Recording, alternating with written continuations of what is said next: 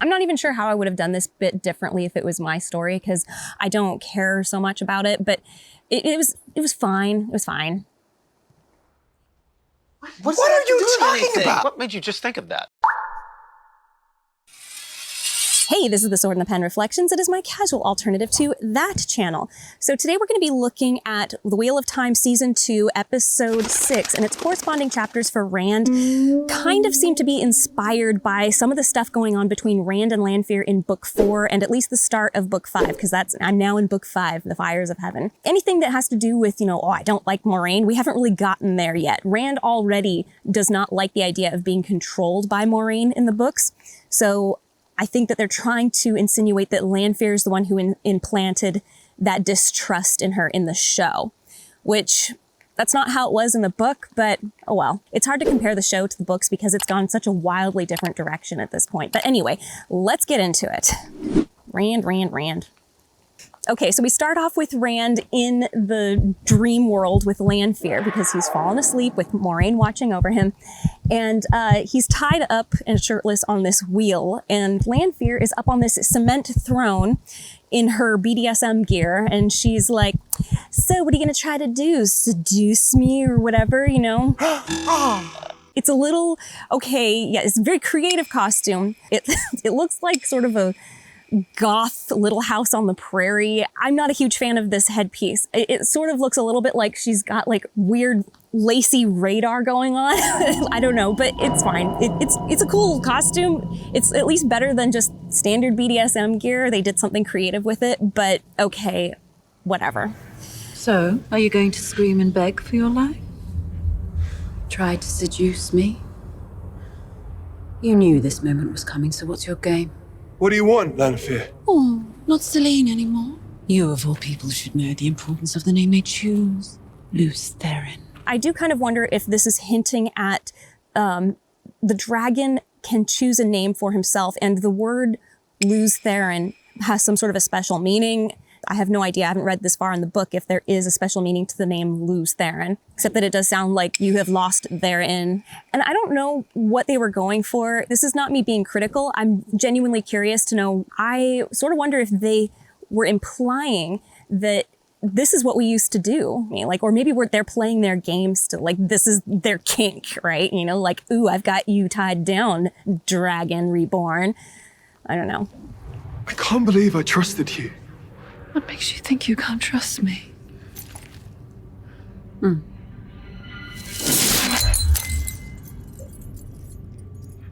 What did you think was going to happen here?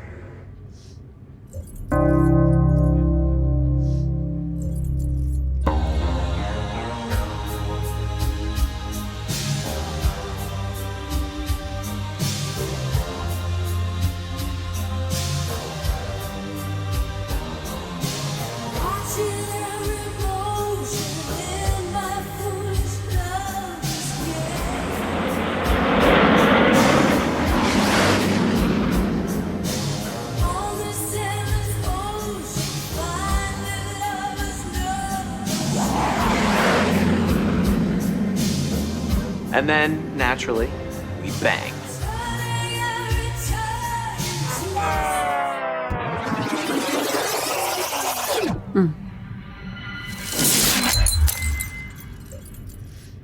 I've been protecting you, these past few months, keeping a Charmael out of your dreams. I don't believe you. This is just what you did in your last life. You think it's so noble, pushing everyone away, protecting the people you love. You don't know anything about me. Where are your friends? Ron, Perry, Matt, Nynaeve, Egwene? You told them all you were dead. Did you think that protects them? Just makes them easier for a Charmael to get to. And now he'll turn them to the dark so he can control you. They will never turn. I thought that too once. Now, in the book, it has been explained at this point that she really is out just for herself, or at least another character has stated this, that she is just in it for herself, and that any love that she has for Rand is perverted by the end goal being she wants to be the most powerful. Like, she even wants to surpass the dragon, and she does behave in ways that suggest this. For instance, by the time we get to where we are at in Book 5, she has found out that he has was it 5 or the end of 4? Doesn't matter. After Rand has captured one of the Forsaken, she approaches him and looks at these two, I think it's Angreal or Sangreal, whatever, it doesn't matter. These 2 devices that he used that put together, the 2 of them would make the 2 of them more powerful than even the creator, she says. And so that like reveals, because she was so like, oh my gosh, like this is amazing. Like that was what she was really interested in.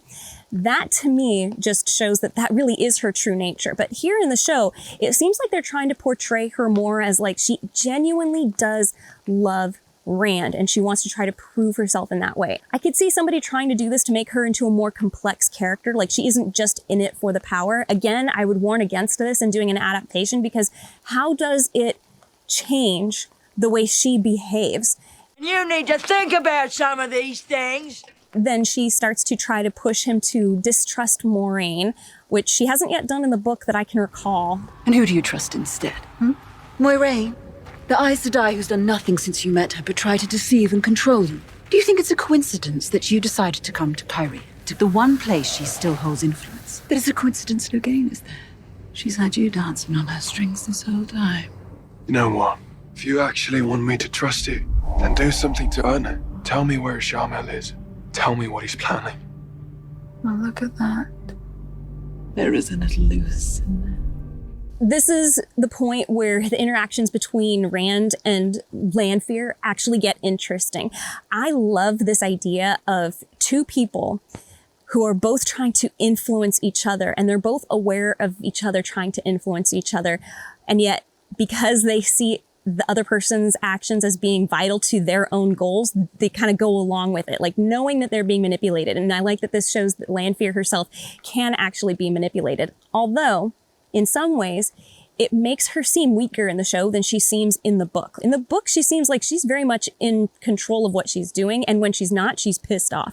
Here, she's like, oh, that's more like you, I guess. And she does do that at one point at the end of book 4, but it's hard to make a decision about, is this a good replacement for book 4? I'm sort of wondering if they are doing this here because they're going to skip the climax of book 4, which I thought was a fantastic climax. I thought this was so good, where you've got, okay, basically this is what happens. So if you haven't read it, spoilers for all of you folks, but this is what happens.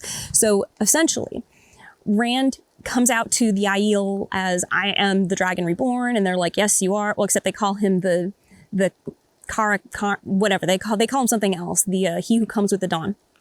And there's another guy claiming to be this same person, but Rand is able to prove that he truly is, because he saw a vision in Ruidian showing the true history of the Aiel, which is basically that they and the Tinkers were once the same people, and they all followed the way of the leaf. And basically, by being violent, they have abandoned their world. It's a very complex psychology in their culture, and I thought it was very well done. I liked it a lot. But okay, back to this.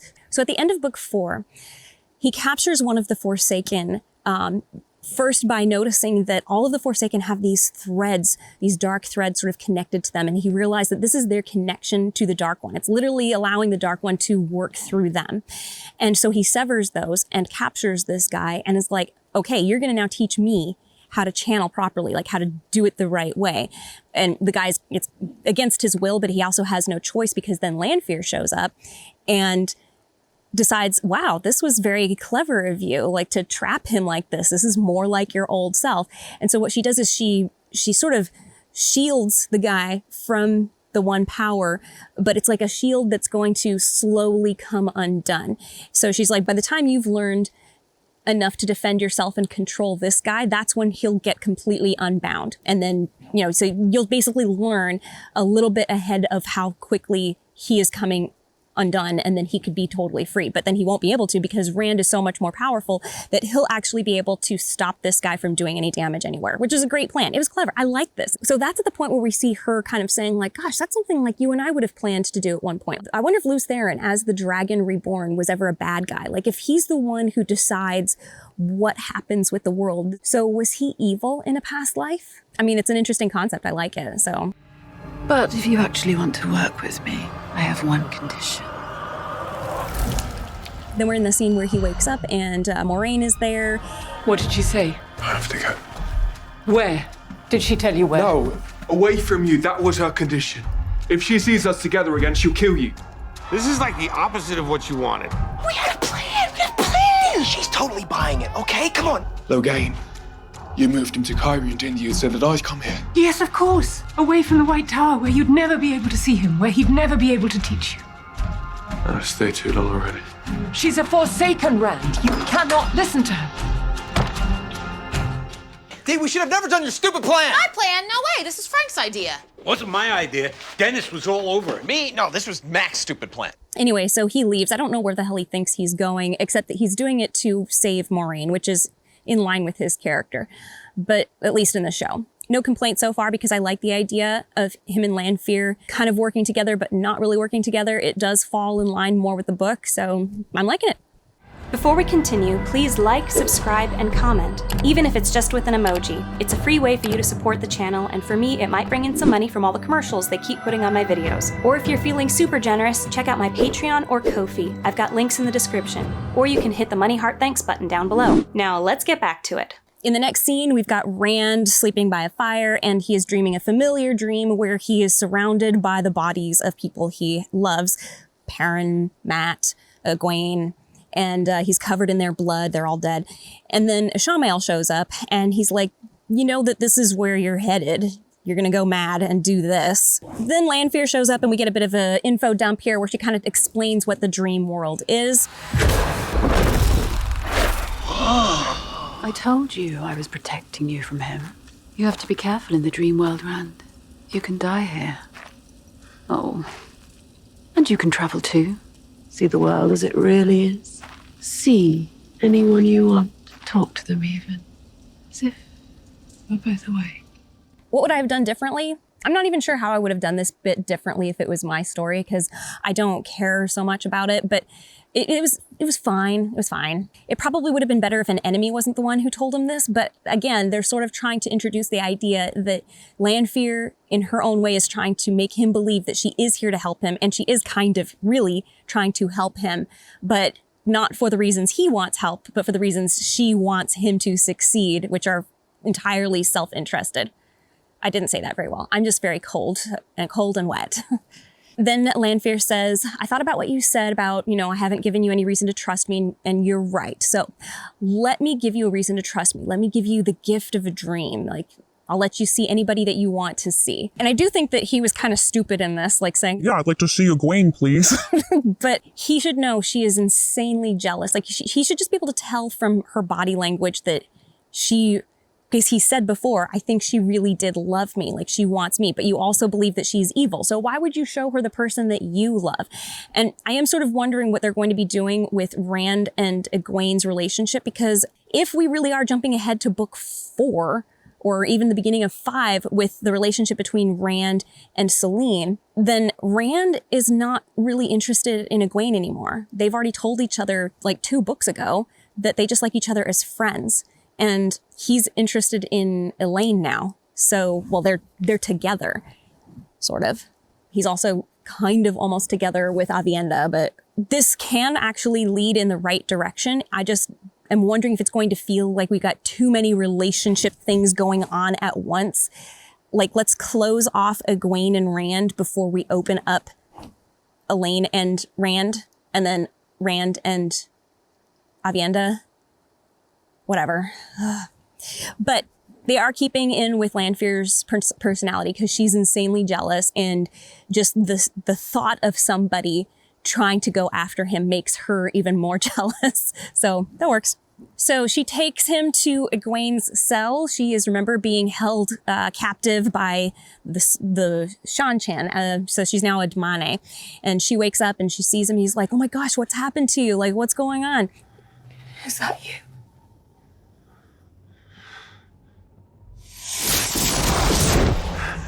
Aha, too slow! No. What happened to her? Where is she? She's supposed to be at the White Tower. I know where she is. Please, Lanfear. Selene, please, if you ever cared about me, just, please, just tell me where she is. Tell me! This is pathetic. This is awful. We've all been humiliated. Our asses are destroyed. Dennis turned out to be a loser. And then Rand begs her to tell him where Egwene is. Like, if you've ever cared about me, please just tell me where he is. And then he desperately like screams at her, tell me, which is exactly what she said at the beginning of this episode. Which, you know, are you going to beg and scream for mercy? He's like begging and screaming for, please tell me where Egwene is. So it's actually nicely well done little thread so far. She tells him that Ishamael has her. I told you that eventually he would get them. And Rand is like, okay, I'll do anything. And Lanfear is very pleased. I love her facial expressions here. The actress is doing a great job. The only complaint I have about this is how much of the encounters in the book between Lanfear and Rand were in Lanfear's favor, were like almost non-existent. Like, he's always denied her. He's always been somebody that was against her. And in this case, he seems to be completely under her control. And I wonder if that is going to have an effect later on down the story, like that she has at one point been able to control him. It seemed very, very important in the books that he always denies her. And this, him asking her, like telling her, I will do whatever you want, and actually doing it, like the whole thing with leaving Moiraine, that is the opposite of denial. That is him putting himself in her hands. So it could have consequences in the magical rules of this universe, but I'm not that far enough in the books to know just how big those consequences might be. We'll find out. At least she's done wearing that weird lacy bonnet thing. It looked like she was a satellite dish looking for a good signal. Maybe that's how she looks for the one power. Like, where is it strongest? Then we jump straight to Rand going to Logain in his cell, well, his courtyard, and telling him, I want you to teach me how to channel battle weaves, anything that you know to fight the Aes Sedai. And the show missed an opportunity to have Lanfear and Rand outside of this insane asylum, and her telling him, I want you to go in there and I want you to go to Logain and ask him, you know, to show you how to channel, how to do all of the stuff that you need to do, because I can't teach you. Men cannot teach women how to channel, and women cannot teach men how to channel. Well, we wouldn't have to go that far because we already know that as the audience.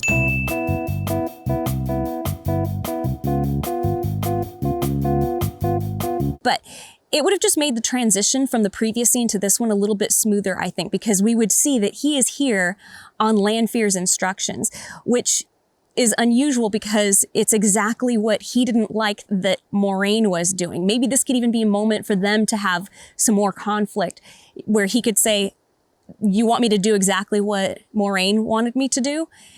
And then she can maybe explain something, you know, sometimes you have to work with the enemy in order to get some things that you want, and which would kind of be a weird sort of self-reflection, but also it might teach Rand something about how he himself can operate and the way that he does in the book. That's just something I would have done. It wouldn't have added a whole lot. It wouldn't have taken a whole lot, except that it would have made the transition to Rand going into this courtyard a little more obvious that, he's doing this because Lanfear has told him, like, this is what I want you to do. And he's following through with what he just said, you know, this is what I'm going to do. Because obviously he's doing this because she wants him to, and it's going to help him set Egwene free. I spent years working out those weaves on my own. Practicing and practicing. Why do you think I'll just give it away? Because you want your life to matter. You thought you were going to save the world, or break it. Well, then the Aes Sedai gentled you. And now your only chance of making a difference is me. Again, we have a nice moment where Rand is sort of pushing Logain to, you know, it's manipulation. Like, I want what you want, and it's going to help me. And I know you don't want to help me, but by helping me, you're getting what you want. These are very interesting encounters between characters. I remember there was some movie, there's two actors, an actress and an actor, and they're in like a medieval kitchen. And the two of them are having a conversation where every couple of minutes, one of them is getting the upper hand over the other. And then it switches, and then it switches again, and then it switches again. And even though I thought that the whole movie, you know, an hour and a half of this was kind of boring, I could watch 10-minute segments from this movie and go, that is very interesting. Like watching one of them manipulate the other and, saying something that reveals something that changes the context of something that this other character just explained. Game of Thrones was also very good at this, where life and death was at stake in conversation. And that's something that can be very engaging. It can make dialogue very engaging.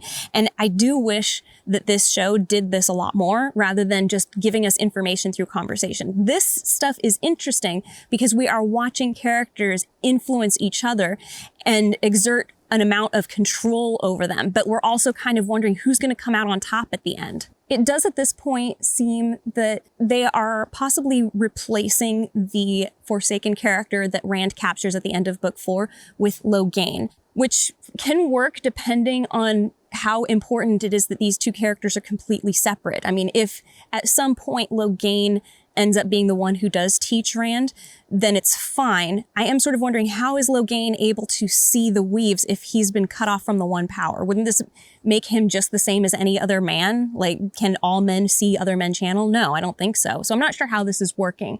I'm also not entirely sure if Logain is actually gentled, like permanently. I think he is, because the Aes Sedai, the Red Aes Sedai, the Red Ajah are the ones who did it. So I don't know if they're going to at some point be like, oh, no, you haven't actually been gentled. You've just been the same thing that we're going to do with Moiraine, which is we've cut you off from the one power temporarily. I'm not sure. But I like the actor playing Logain, so any opportunity to keep him in this, I'm good with it. Like I enjoy him being on screen. He's very good with his voice and his facial expressions. And this part I wasn't really a fan of. But so Logain just turns to Rand and starts giving him instructions. Like, okay, training begins right now. Okay. And now your only chance of making a difference is me. Embrace this horse. You know how to do that at least, don't you? You need to grab it. You're surrendering to it, boy. That's it. Make it yours. Don't pretend to double hiding. If you want power, you take it.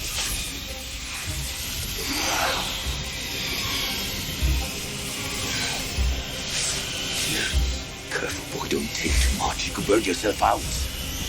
Let go, boy. It's too much.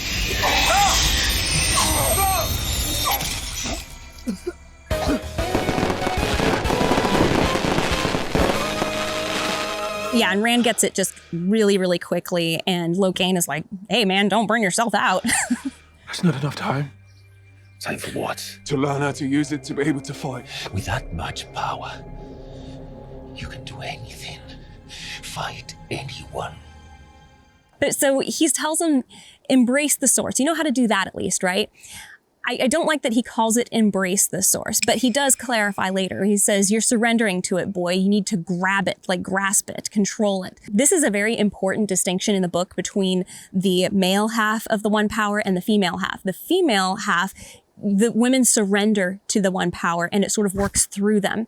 The men, however, struggle against it. Like that's how they do it. It's a completely different relationship with the one power. I would have liked it if they explained that just a little bit more in the show, because I'm not 100% sure if it's clear to audiences that that's the case.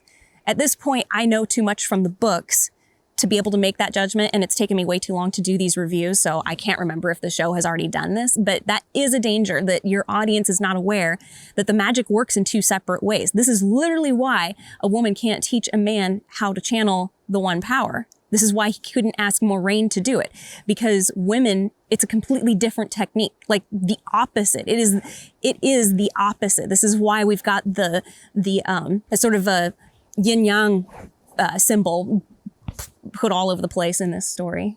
So then Rand leaves. It was a very brief training session, and I think I would have liked a little bit more information from it, but it felt like they jumped from one moment to the next a little too quickly here. I'm not trying to pick this, like, oh, what is the thing that's wrong with it? It really did feel like this happened too quickly. Like we really need to have Logain show Rand how to use the one power and have control over it. But he didn't explain it very thoroughly. Like he didn't explain that this is why you haven't been able to do it before. He said that one line, but like that's how, like that's how you're supposed to gauge, like, okay, I got it. I get the basics now of how to use the one power. I'm supposed to grasp it and take it like it's mine. Like, he needs to, I think, explain the big difference between the male source and the female source. I mean, it's all the one source, but it's the two sides. Then we got Rand walking through the market, and he hears the familiar voice of Matt and walks up to him. He's, gambling, and he goes, "Matt?" And Matt stands up and turns around to face him. And I just wanted him to say, "What the hell happened to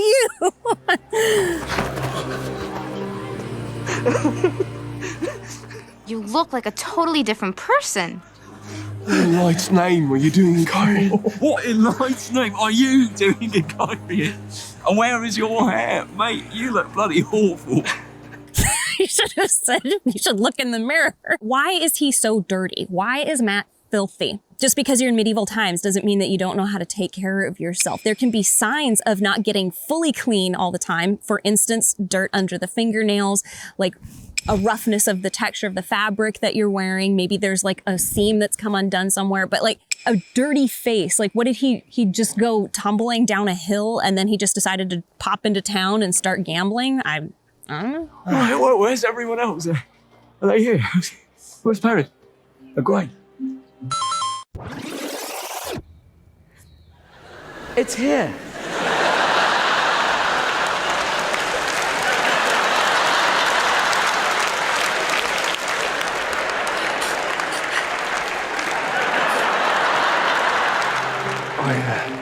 It's complicated.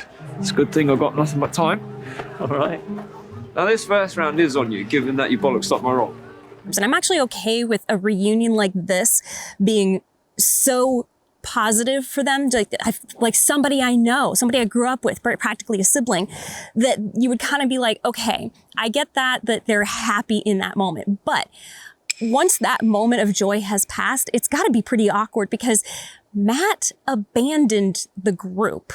And the last thing that they saw was him, like, not following them into the ways. And Matt and Rand weren't exactly on the greatest of terms. They weren't getting along with each other. Yes, there was that moment where Matt was pretending to be asleep and Rand was like, "Hey, I'm always here for you," whatever. But Matt didn't acknowledge that. I just didn't get the sense that they were on like great terms beforehand. I would have liked to have seen that conversation, the two of them kind of facing what happened in the past. But instead we jump straight to Last year, when I thought I defeated the Dark One. Sorry.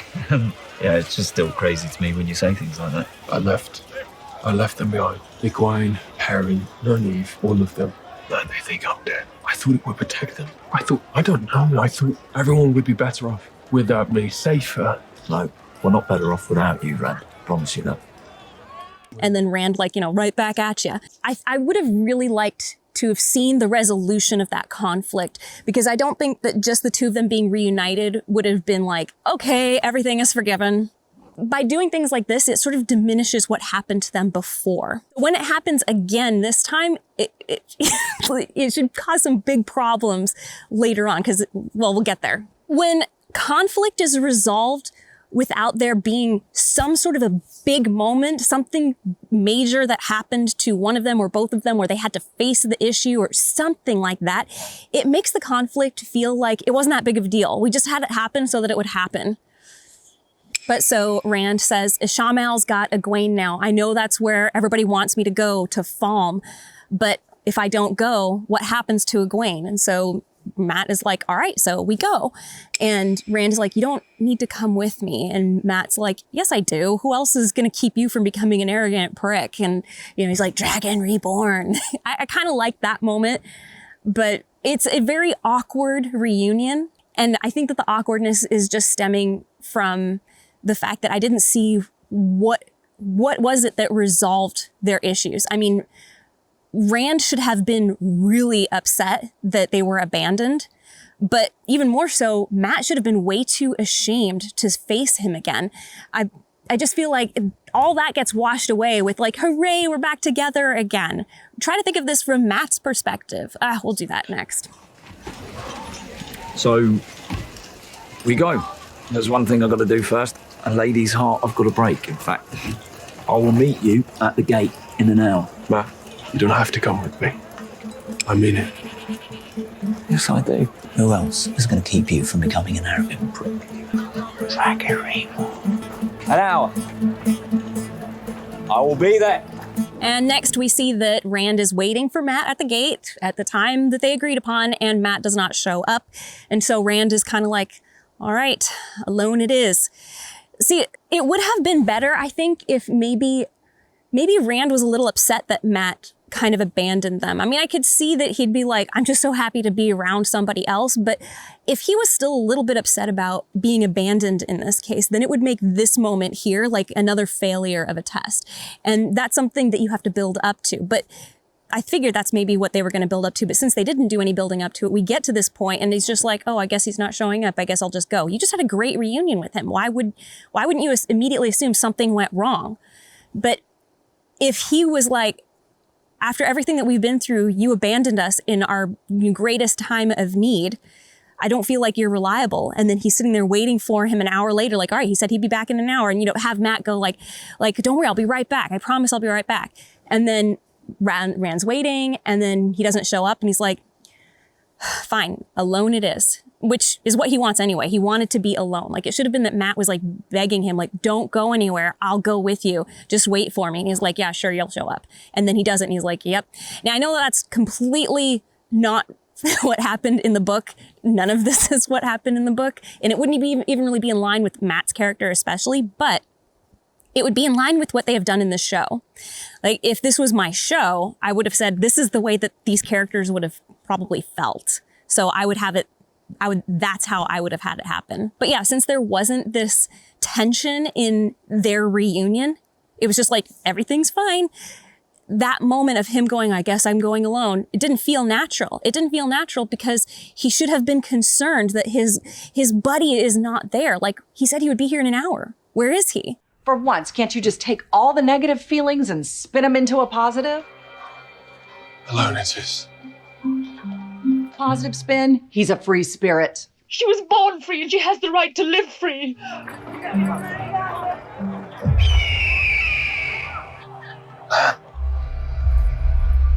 I'm sorry. I can't let you leave. And we end this bit with Rand where he is leaving town to head to Falm, presumably, and he runs smack into Lan and his posse. And I can't remember the name of this Aes Sedai lady, mainly because I haven't watched any of her episodes in a couple of weeks and I forgot, and I don't have any reception, so I can't look it up. But anyway, he runs into those guys and Lan says, I'm so sorry, but I can't let you leave. And Rand is just like, okay, like what was the point of him learning all this power before? I thought wouldn't he like, I'm just move aside, I'm going. Like he could do that, but he doesn't for some reason. Anyway, he allows himself to go with Lan. He should not trust Lan because that means Moiraine is probably nearby. Like, did he ever learn about what happened between Lan and Moiraine? Like, wasn't he ever asking Moiraine, hey, where's your buddy? I don't seem to recall that happening. He just assumed that she left him to go to the Eye of the World and never went back to him, maybe. I don't know. Who knows? Anyway, this is stuff that's like not addressed. And I feel that the characters would have felt it's important. And because it's just left off screen, we're supposed to come up with our own, like, well, it must have gone down like this. And the more you have to do that, the more it just means that they've left things out intentionally because maybe they didn't know what to do or they figured it wasn't important. But these sort of things add to the relationships of the characters. Like, I don't feel like Lan would be somebody that Rand would be like, oh, I should go with these guys, because he hasn't done any of the important stuff with Lan. Like, it's always been Moiraine, especially since from the Eye of the World till now. He just tried to get away from Moiraine. Wouldn't he think that Lan is going to take her? Whatever. Anyway, my one complaint about this entire Rand arc is that they took Lanfear out of it halfway through. And then what? I mean, he's supposed to go to Falm. That must be the instructions that he was given by Lanfear, like go and learn how to channel and then go to Falm to get Egwene. But like, is that what she told him to do? I don't know. It's like she said, he's like, okay, I'll do whatever you want. And then she's like, oh, good. So long. What was he supposed to do? We as the audience don't know what it is that Lanfear wants him to do. So it looks like she hasn't asked him to do anything. And by the time we get to the final episode, yeah, it does kind of seem like Lanfear didn't really ask him to do anything specific. What did she ask him to do? Did I miss something? Am I not remembering something? It's been a while since I've watched all the way to the end of season 2. Oh, whatever. I don't care. Anyway, we're done with Rand. So that's that. Moving on to the next character. My hands are frozen.